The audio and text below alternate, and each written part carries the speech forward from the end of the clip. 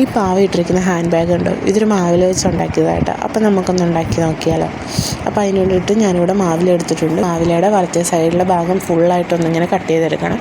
ഫുള്ളായിട്ടൊന്ന് cut ചെയ്ത് നമുക്ക് ആവശ്യമുള്ള കേട്ടോ, ഫുള്ളായിട്ട് കട്ട് ചെയ്തെടുത്തിട്ടൊന്ന് മാറ്റി വയ്ക്കണം.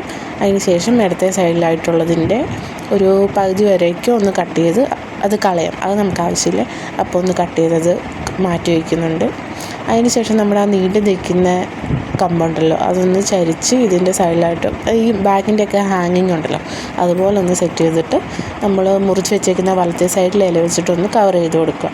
ഇനി അത് ഒന്ന് സെക്യൂർ ആയിട്ടിരിക്കാൻ വേണ്ടി വന്നിട്ട് കവർ ചെയ്ത് ഇങ്ങനെ വയ്ക്കുന്നുണ്ട്. ഫുള്ളായിട്ടൊന്ന് ചുറ്റി കൊടുക്കുന്നുണ്ട്.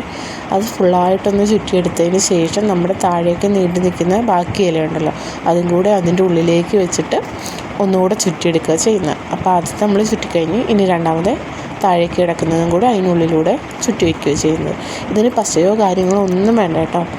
ഒരു 90s കിഡ്സിനൊക്കെ ഇത് അറിയാമെന്ന് തോന്നുന്നു. ഞാനൊരു 90s കിഡാണ്. അപ്പോൾ എനിക്കൊക്കെ പണ്ട് ഞങ്ങൾ ഒരുപാട് ഇങ്ങനെ ചെയ്തിട്ടുണ്ട്. അപ്പോൾ ആ കാലത്തുള്ളവർ അറിയാമെന്ന് തോന്നുന്നു. ഇപ്പോഴത്തെ 2K കിഡ്സിനൊക്കെ അറിയാമെന്ന് അറിയത്തില്ല. അപ്പം നിങ്ങളൊന്നും ഉണ്ടാക്കി നോക്കണേ.